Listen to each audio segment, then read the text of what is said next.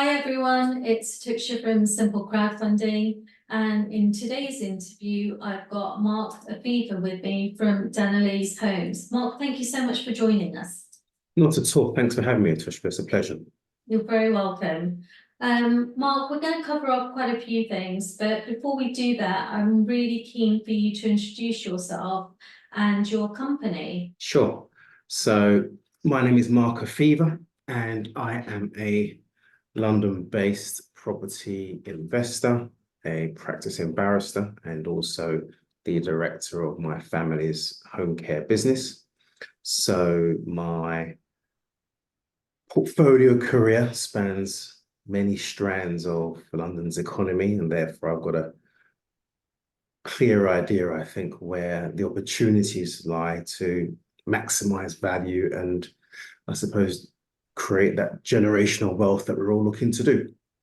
And I see this as a great way of working with other people, i.e. the simple crowd, to bring them on that journey with me for our mutual or collective benefit.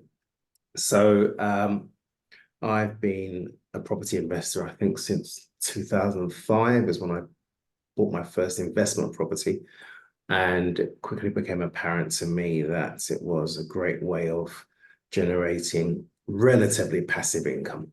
I don't subscribe to the view that property is a completely passive way of generating money. There's no such thing as far as I'm concerned. But compared to the struggles that your average barrister finds when they're working, there's definitely less involved in terms of generating funds. Not that I'm looking for anyone to get out the heartstrings and the bleeding heart brigade for me as a barrister, but it's not easy work. So the more I became aware of the opportunities that property brings, the more I got involved in that particular world. And I've now got a very significant property portfolio across London and the Southeast. And in more recent years, I've teamed up with a couple of very experienced industry veterans, I would call them, to take forward projects under the Danelise Homes banner. Danelise Homes, sorry. So one of those is actually the project we're going to talk about in a second. Yes. So just so that you know, I've known Mark for quite some time. Mark is an investor through the platform. He's been on site visits that other fundraisers have also done. And Mark, you also did our fundraiser training on board the HMS Wellington a few years ago, didn't you? I did. Quite a lot of time together then as well. Yes. So you're very familiar with the whole crowd environment, aren't you? Very much so. And what was made very clear to me during that training in particular was the very strict regulatory regime that exists around crowdfunding generally, particularly in relation to equity crowdfunding.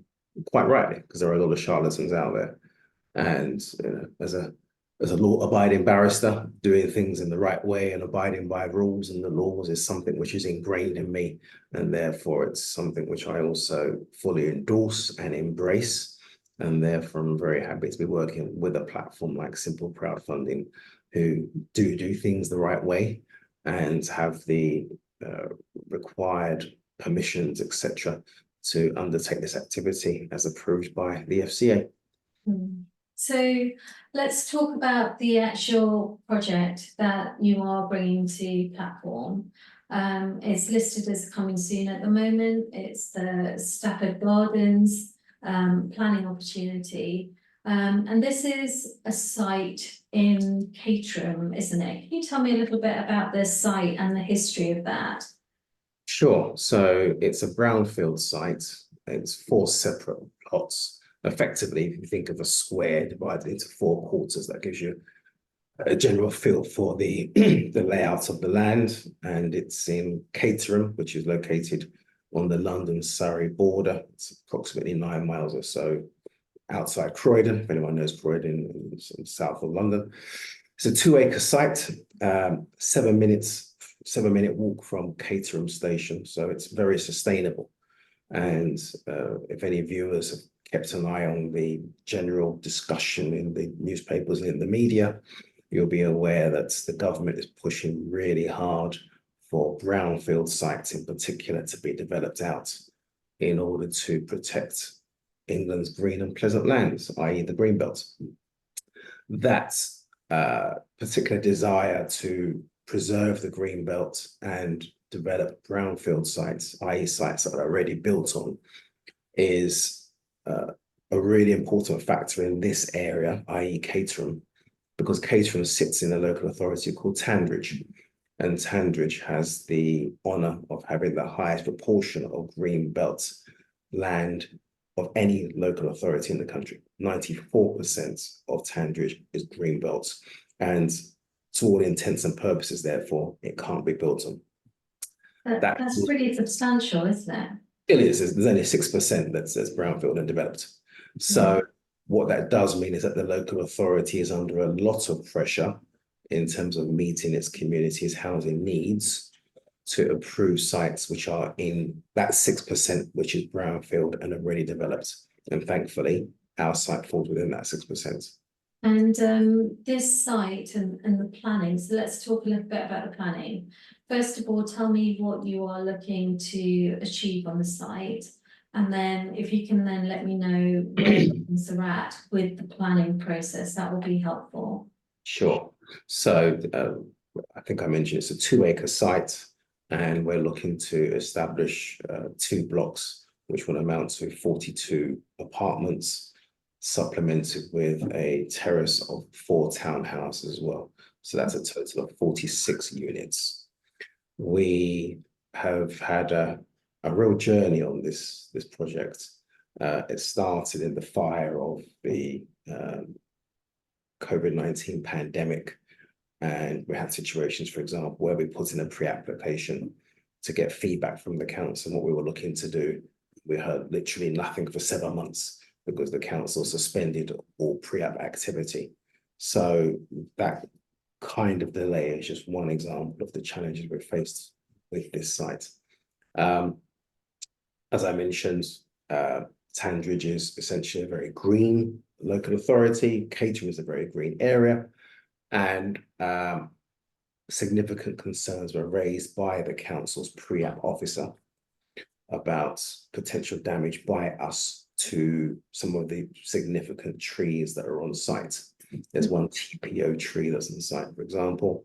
And so we again spent a lot of time, months in fact, redesigning the site to ensure that we minimized any damage to the trees that are of value, even to the extent of doing tree radar, which is basically an X-ray of the ground to identify where the roots were. And once we did that, we then designed around them to make sure they're not going to get damaged. So it's that kind of extra mile activity that we've gone to maximize our chances of success as far as the application is concerned. So we've done 2 pre-apps, got positive feedback from both of those, and eventually the council confirms that in terms of the design and the bulk and the mass, they were content. We've also been in the very fortunate position that the pre-app officer from the council, who we worked with for just over a year in terms of formulating our design and making amendments, is no longer working with the council, and he is now working with us as a consultant. So poacher turned gamekeeper, maybe I got it the wrong way around. In any event, he's got the inside track in terms of what the council's looking for, what we need to do, which buttons we need to press, and he's been instrumental in terms of crafting the final application. The final application was submitted to the council just before Christmas. So it should be validated any time now. And because of the lengths we've gone to address the main challenges that the site poses, such as trees, such as the potential for increased traffic, etc., we're hopeful that in Q3 of this year, we should get the outcome. Okay. Hopefully a favourable outcome. And so can you tell me a little bit about the raise itself? How much are you looking to raise? What are the funds going to be used for? And what are the proposed exits as long as everything is planned for investors? Sure. Before I do that, actually, if I can just go back to the application, a Yeah. couple of key points. We've been quite strategic in terms of the team we've put together, in terms of the consultants on the ground. And by that, I mean our architect designed a scheme for the council. So one of those rare council housing schemes for Tandridge Council itself on the very same road. So he again understands the terrain, the geology, the ecology issues, etc. And that's been a godsend as far as his, again, inside knowledge is concerned. Similarly, our planning consultant, Peter, he has worked with the council and advised the council previously, and has also worked against them. So Peter understands the local mentality of what they're looking to achieve from a planning perspective. And the same goes for our arboricultural tree specialists and the ecology team from a company called Lizard, who actually worked with our architects, again, on the scheme down the road. So it's a strong team, and they've really taken on board local politics and local requirements, but ultimately is what any developer needs to do in order to get home as far as obtaining planning permission is concerned.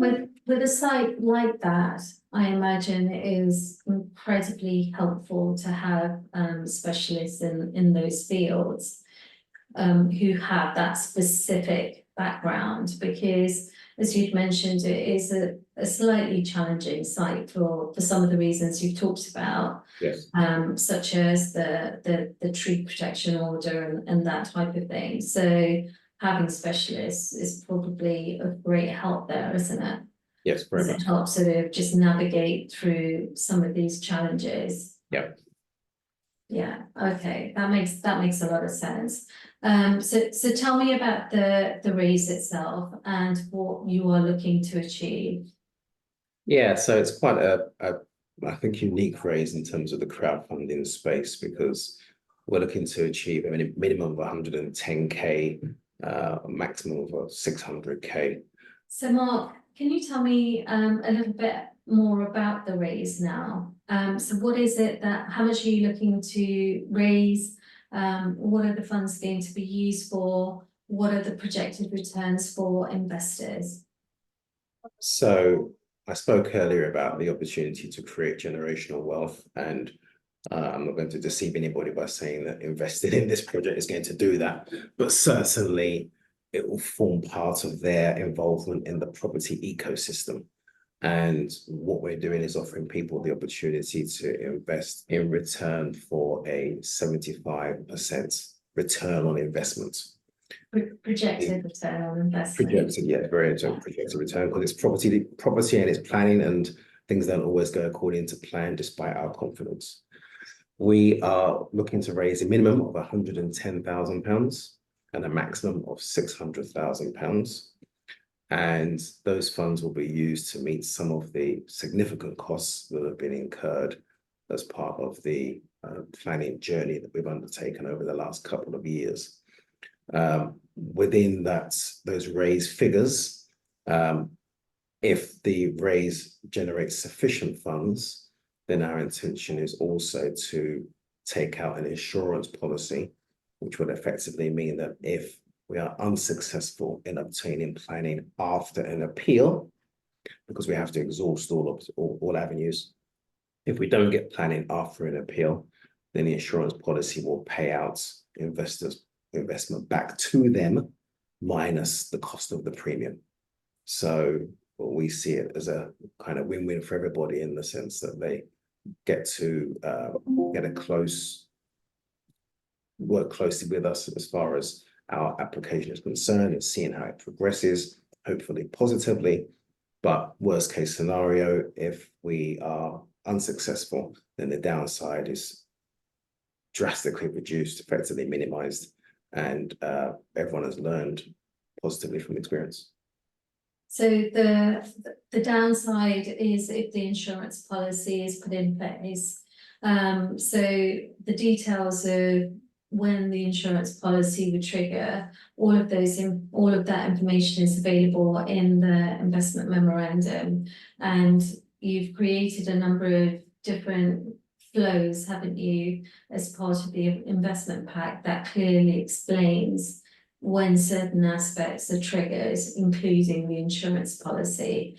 So I'd strongly recommend anyone who is interested in this opportunity to have a look at the full details that are available in the investment memorandum that's available through platform, the link of which is in the description below. Mark, why did you choose crowdfunding and why are you bringing this project to Crowd? Yeah, so I think I suppose I touched upon it earlier. I've been involved in the crowdfunding space myself as an investor, and I thought it was hugely enlightening as an opportunity to invest at a level which meets my own personal comfort levels. You know, they always say that you shouldn't invest money that you can't afford to lose. Mhm. And generally speaking, our low entry point of £500 is something that allows certainly most people within the simple crowdfunding crowd the chance to take part and come with us on our journey, whilst not necessarily losing sleep at night if things don't go according to plan. So the ability to democratize fundraising and giving people the opportunity to invest and learn more about the property space is a fantastic thing. The reach of simple crowdfunding and similar organizations is obviously much wider than we could obtain by ourselves. So we get the chance to approach people who would otherwise not get to know about us at all. And we've had the chance to work with yourselves in terms of structuring the raise in a way that works best for investors and also meets our needs as well. That's wonderful. Thank you so much. And we are going to be sort of talking a lot more about the raise. We'll be sharing more details online with investors and also through our social channels. Mark, is there anything else that you feel we should be covering off before we end the conversation? Yes, we haven't really talked about the exit and ultimately what many people may be aware of is that you can obtain planning permission, but that doesn't result in money in the bank. So what we have done is worked really hard from the outset to line up an exit as well as looking to obtain planning permission. So what we've done is we have liaised with a number of property investment funds to see if they are interested in principle in taking the units off our hands if we obtain planning. And so far the feedback has been very positive because actually there aren't many schemes of this size in this kind of location that tick so many boxes. They're not in the heart of London with all kinds of Mayor of London issues that have to be addressed, but at the same time, it's not in rural England either. It's on the border, the kind of area which, particularly during the COVID period, was popular because people, there was a flight to green as they talked about. So it's desirable, lots of opportunities for funds to generate recurring income for them. And so far, discussions have been positive and we're looking to execute and finalize those over the coming months. So that's when, not if, when we obtain planning. The exit is lined up, the contracts are ready to be signed and payments are made to us, which we will then share with our investors. So I think that's an important piece to talk about as well, because it's one thing getting planning, but we don't want to sit there with a planning permission certificate for 3 years, which doesn't result in investments being repaid. Yeah, so having started those conversations early is a really good thing, because it will then, as you said, sort of just speed up the process. In essence, you don't want to be sat there for so long with this planning and not have one of the exits defined. So that's definitely a good thing. So these conversations are preliminary conversations, aren't they, with a number of different entities. So you'll be looking to ramp those up as the planning progresses, is that fair? Yes, so the position was that during our preparation to submit the application, we started those discussions. Our numbers that, in terms of what we're looking to achieve, were talked through with those funds. One of the funds being Aviva, for example, the insurance pension company. So that's a classic entity which is looking for units like this or developments like this to generate recurring income for its pension investors. So what's been agreed essentially is that now the application is in. Over the next few weeks, we'll start those discussions in earnest, in detail, bottom out any issues, come to an agreement, and then have the agreement in place in terms of the contract ready to sign, subject to planning being granted, as opposed to waiting for planning permission and then looking for a buyer for the scheme.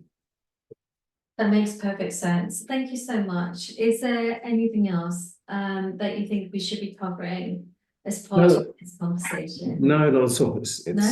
It's Perfect. I think it's an interesting, exciting opportunity for people. I hope they want to come on board, obviously, by yourselves. If there are any further questions, then people can feel free to contact me and I'd be happy to answer them. Absolutely. So if people do have questions, please raise them through the platform, because then we'll make the questions and the answers available to everybody who's interested in the project. And it means everything is then in one place. Mark, thank you so much for your time. I really do appreciate you taking the time to talk about the raise and the opportunity that you're bringing through platform. So thank you so much. Okay, thanks a lot.